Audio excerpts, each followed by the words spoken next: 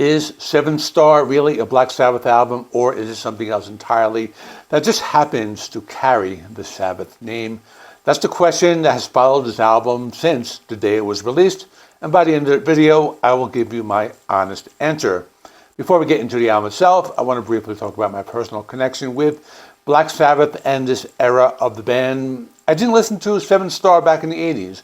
The album was released in 1986, which was right before I really started getting into heavy metal music. To be honest, during the 80s, I never paid much attention to Black Sabbath's newer material. When I started collecting their albums, I focused more on the older classic releases. Albums like Paranoid, Master of Reality, and Sabbath Bloody Sabbath were my entry point. So Seven Star was something I discovered much later, already knowing its reputation as one of the most controversial albums in the Sabbath catalog.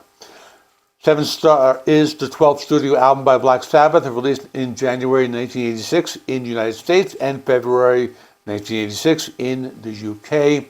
The lineup on this album is very different from what most fans associate with Black Sabbath. Tony Iommi is the only founding member on the record, joined by Glenn Hughes on vocals, Eric Singer on drums, Dave the Beast Spitz on bass, and Jeff Nichols on keyboards. This was also the first album to officially feature Jeff Nichols as a full band member. One of the biggest reasons this album is so controversial is because it was never intended to be a Black Sabbath album in the first place. Seven Star was originally written and recorded as Tony Iommi's first solo album. However, pressure from Warner Brothers and band manager Don Arden led the album to being released under the name Black Sabbath featuring Tony Iommi. The belief was simple: it would sell better with the Black Sabbath name attached to it. Because of that, the album is a drastic departure from the traditional Sabbath sound. Instead of a dark, doom-laden riffs and ominous lyrics, the album leans heavily into 1980s hard rock and arena rock. In many ways, it sounds closer to bands like Rainbow with Joel Turner or even Deep Purple, especially given Glenn Hughes' vocal style. There are moments where it gets heavier, but overall, it's a very polished, glossy 80s hard rock album. Now let's get into the album track by track and do a complete breakdown. The album opens with In for the Kill. At first it sounds like classic heavy metal. There's a sense this might be a traditional Sabbath-style opener, but once the chorus kicks in, the Glenn Hughes influence becomes very obvious. It immediately reminded me of Mark III Deep Purple. Vocally, it feels like a fusion of Heaven and Hell era Sabbath mixed with Deep Purple. One thing that stood out to me is that the guitars are mixed fairly low. If they had been mixed higher, this might have sounded heavier and more metallic. That said, Tony Iommi's guitar solo is very enjoyable and has that classic heavy metal charm. Next is No Stranger to Love. This is easily one of the most commercial tracks on the album. Very much a typical 80s power ballad. This was a single. It had a music video. The vocals are big, emotional, very arena rock oriented. Strong, memorable chorus. Honestly, it does not sound like something you would expect on a Black Sabbath album. It feels much closer to an 80s Rainbow single. There's no classic Tony Iommi riffs here, mostly power chords and keyboards. On the positive side, Tony delivers a solid guitar solo, even if it's a bit short. Turn to Stone starts off heavier and initially feels closer to late 70s Black Sabbath. However, as the song develops, it once again leans towards Deep Purple territory. Glenn Hughes even sounds a bit like Ian Gillan at times in this track. Still, the song leans more towards heavy metal than pure hard rock. I would consider it one of the stronger tracks in the album. Tony Iommi also delivers some very cool guitar solos here. The Sphinx, The Guardian, is more of an interlude than a full song. It's dreamy, it's spacey, driven mainly by keyboards from Jeff Nichols. Nichols is often the unsung hero in Black Sabbath, and this track really highlights his atmospheric style.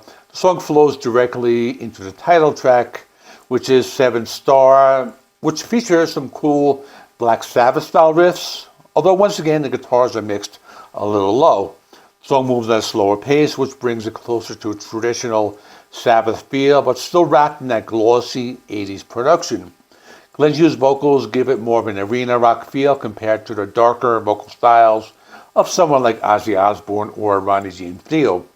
Tony Iommi delivers another strong solo, and there are moments that have a slight Middle Eastern flavor, which actually made me think of Ritchie Blackmore.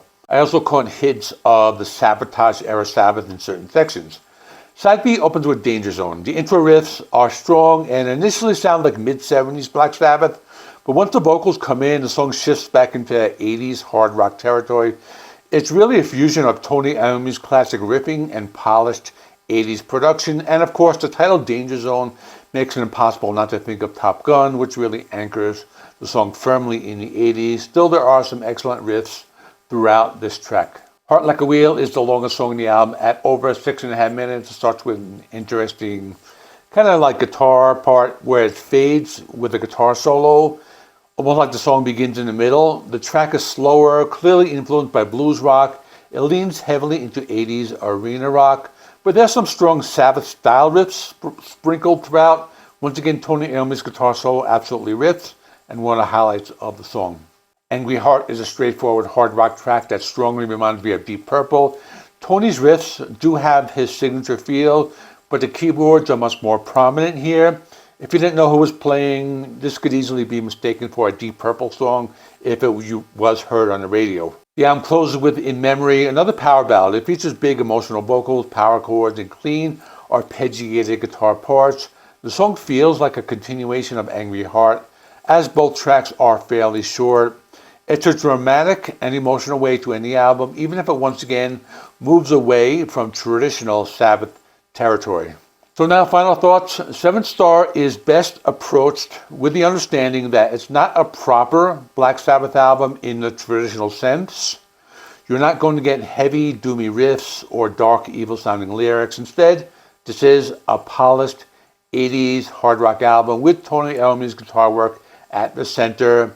If you go into it with an open mind and treat it more like a Tony Iommi solo project or an arena rock album from the mid-80s, it becomes much more enjoyable.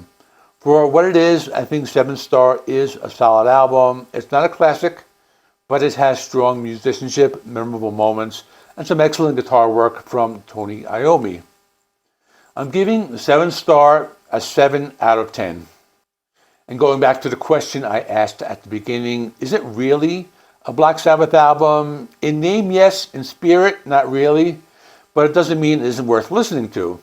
If you want to continue exploring this era of the band, make sure to check out my review of Black Sabbath's Headless Cross, which has Tony Martin, probably my favorite of 80s Black Sabbath. And that should be appearing on your screen right now. If you enjoyed this video, please like, subscribe, leave a comment, let me know what you think of Seventh Star.